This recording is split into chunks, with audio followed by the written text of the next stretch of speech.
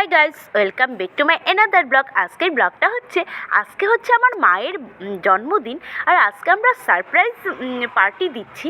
তো আমি যাওয়ার সময়, উদয়পুর থেকে যাওয়ার সময় মাঝখানে বিশালগড় থেকে এই কেকটা নিয়ে গেছি, বিশালগড় স্পেশাল কেক।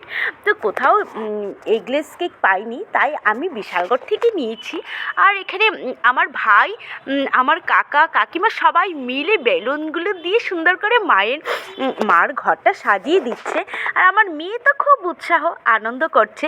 আর এদিকে আমার ঠাকুমা বসে আছে, বৌমার বার্থডে হবে, বড় বৌমার। আর সেজো কাকা, ফুল কাকা, ছোটো মা, ছোটো কাকা সবাই মিলে আনন্দ করছি আমরা। আর এটাই হচ্ছে আমাদের বাড়ির মানে একটা আনন্দ, যে আমরা যাই করি সবাই মিলে একসাথে হইচই করে আনন্দ করে করি।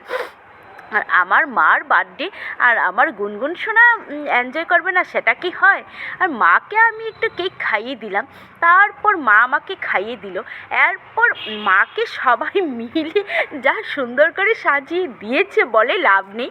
আমার কাকারা মায়ের সাথে খুব একটু আনন্দ মজা করে, তো মাকে একটু সুন্দর করে ওরা সাজিয়ে দিল।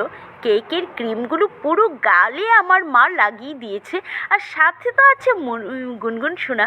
তো গুনগুন সোনাকেও তো দুষ্টুমি করতেই হয়, গুনগুন সোনা একটু দুষ্টুমি না করলে কি চলে? তো মা ফুল কাকাকে আর সেজো কাকাকে খাইয়ে দিল। আর এদিকে ছোটো মা, আমি যেহেতু মা নিরামিষ খায় সেই জন্য বয়েল কেক, সিঙ্গারা আর কেকটাও তো এগলেস ছিল। তো সব কিছু মিলিয়ে মায়ের বার্থডেটা দারুণ হলো।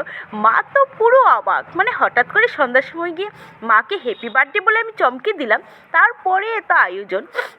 মা কিন্তু একেবারে অবাক হয়ে গেছে। আর মেন প্ল্যানটা ছিল গুনগুনের বাবার। গুনগুনের বাবা বলল যে চলো আজকে মাকে গিয়ে একটু সারপ্রাইজ দিই এবং মার বার্থডেটা সেলিব্রেট করি। তো এইভাবেই সেলিব্রেট করার আনন্দ হঠাৎ করে মনে হলো, আর হঠাৎ করে আমরা চলে গেলাম। আর এই হচ্ছে আমার কাকার কাজ, মাকে একদম সারা মুখ ভরিয়ে দিয়েছে। তো মাকে বললাম যে তুমি আর বাদ যাবে কেন, তুমিও একটু ভরিয়ে দাও, সাজিয়ে দাও, ফুল আঙ্কেল আর সেজোকে একটু ভরিয়ে দাও। তো এই হচ্ছে মা তো আর অল্প অল্প করে লাগাচ্ছিল, আর ওরা মিলে মাকে একেবারে খুব সুন্দর করে সাজিয়ে দিল।